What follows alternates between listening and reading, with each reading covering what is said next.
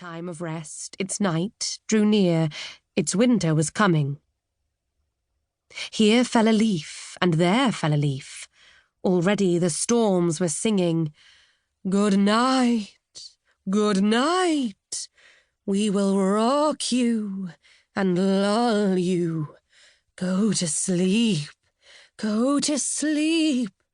We will sing you to sleep and shake you to sleep, and it will do your old twigs good. They will even crackle with pleasure.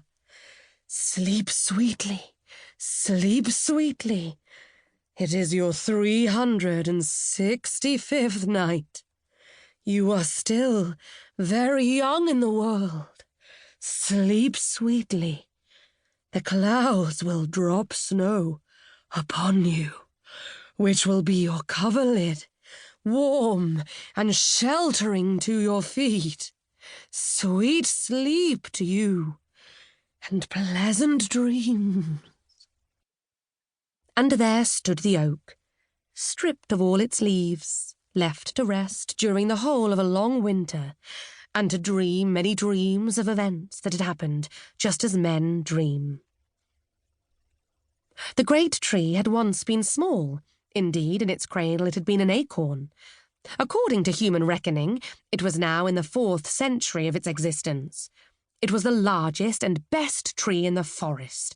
Its summit towered above all the other trees and could be seen far out at sea, so that it served as a landmark to the sailors. It had no idea how many eyes looked eagerly for it. In its topmost branches the wood-pigeon built her nest, and the cuckoo sang his well-known song, the familiar notes echoing among the boughs. And in autumn, when the leaves looked like beaten copper plates, the birds of passage came and rested on the branches before beginning their flight across the sea. But now that it was winter, the tree stood leafless, so that everyone could see how crooked and bent were the branches that sprang forth from the trunk. Crows and rooks came by turns and sat on them, and talked of the hard times that were beginning, and how difficult it was in winter to obtain a living.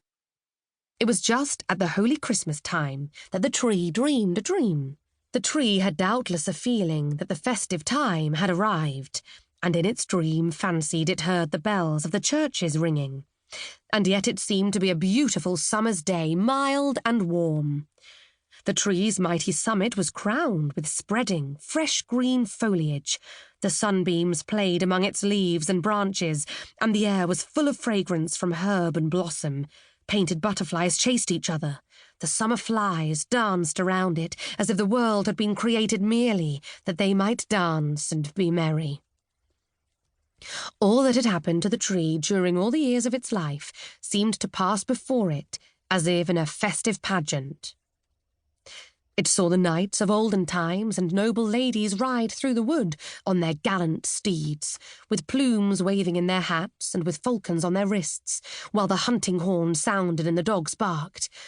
It saw hostile warriors in coloured dress and glittering armour, with spear and halberd, pitching their tents and again taking them down.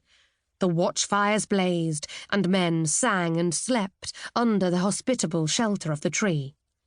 It saw lovers meet in quiet happiness near it in the moonshine, and carve the initials of their names in the greyish-green bark of its trunk.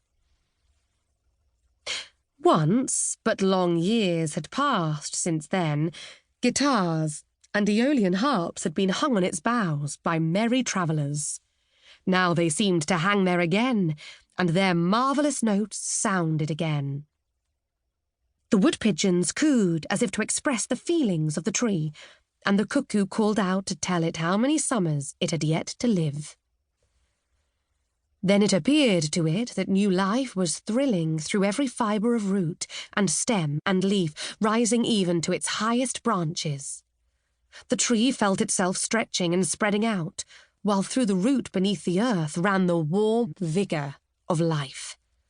As it grew higher and still higher, and its strength increased, the topmost boughs became broader and fuller, and in proportion to its growth its self-satisfaction increased, and there came a joyous longing to grow higher and higher, to reach even to the warm